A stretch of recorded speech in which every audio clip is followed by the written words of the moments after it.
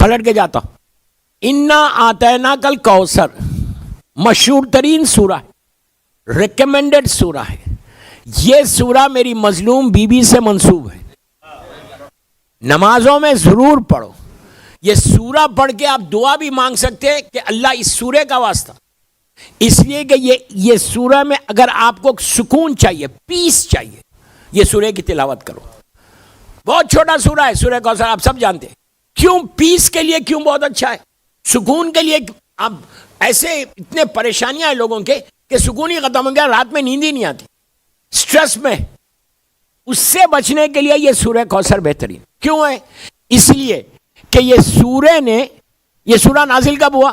یہ اس وقت نازل ہوا جب میری مظلوم شہزادی دنیا میں آئی.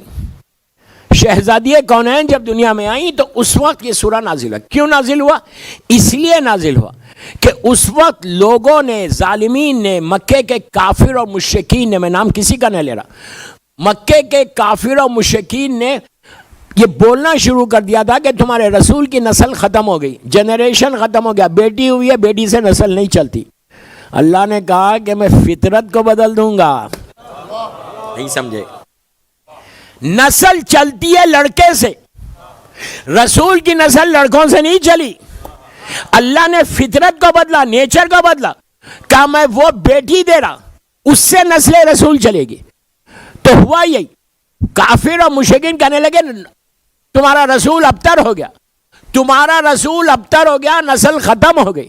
تو اللہ کے رسول کو رنج ہوا, ہرٹ ہوا, دل دکھا, تو اللہ نے پورا سورہ بھیج دیا اور کہا میرے حبیب ہم نے آپ کو کوثر دیا ہے اور آپ فوراً اللہ کا شکر ادا کریں. ابتر آپ نہیں ہوئے, وہ ابتر ہوئے جو آپ کو ابتر بول رہے. تو یہ سورے سے اللہ کے رسول کے دل کو سکون ملا تھا, اسی لیے یہ سورہ ہمارے لیے فائدہ ہے. اگر سکون, دوستو کون سا ایسا شخص ہے جو سکون نہیں چاہتا؟ کوئی ایسا ہے؟ چلتا سکون تو ہر آدمی چاہتا ہے کہ سکون مل جائے. سکون سے بہتر نعمت نہیں ہے. مثال کے طور پہ میرے پاس $1 ملین رکھے ہوئے ہیں, ہے نہیں بول رہا, کوئی یہ نہیں سمجھے کہ $1 ملین رکھے ہوئے ہیں. $1 ملین رکھا ہوا ہے میرے پاس اور میں بستر پہ جا رہا, نیند ہی نہیں آ رہی. فائدہ کیا ہوا پیسے کا؟ کوئی فائدہ ہے؟ پل کھا رہا ہوں, دوا لے رہا ہوں, اس کے بعد سو رہا ہوں, پیسہ ہے, سکون نہیں ہے. سکون چاہتے ہو؟ امام علی نے دعائے کمیل میں کہا کہ ذکر ہو شفا,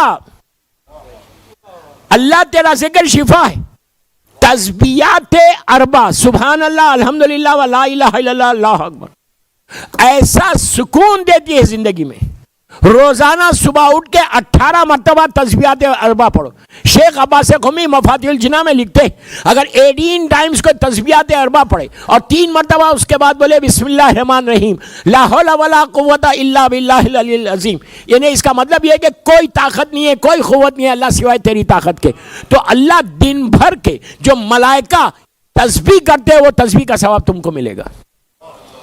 رات میں بھی کرنا. اتنی مجرب یہ عمل ہے تسبیحات 4 کا سکون کے لیے. اور سورہ کوثر آپ جتنی مرتبہ چاہے پڑھے. اس میں اللہ بول رہا کہ میں نے تم کو کوثر عطا کیا. اس کے فوراً بعد کیا بولتا؟ انا اعطیناک الکوثر فصل لربک وانحر, تم شکر ادا کرو, جانور کو نہر کرو. پھر کیا بول رہا؟ فصل لربک وانحر ان شانئک ھو الابتر, کہ میرے حبیب ابتر وہ ہوئے جو تم کو ابتر بول رہے. اب میں آپ سے صرف اللہ نے بولا نہیں, کر کے بتا, غور سے سنو. 1400 سال ہو گئے. آج جن لوگوں نے رسول کو اس وقت ابتر کہا تھا, کافر اور مشرکین نے, کیا ان کی نسل اب نہیں ہے؟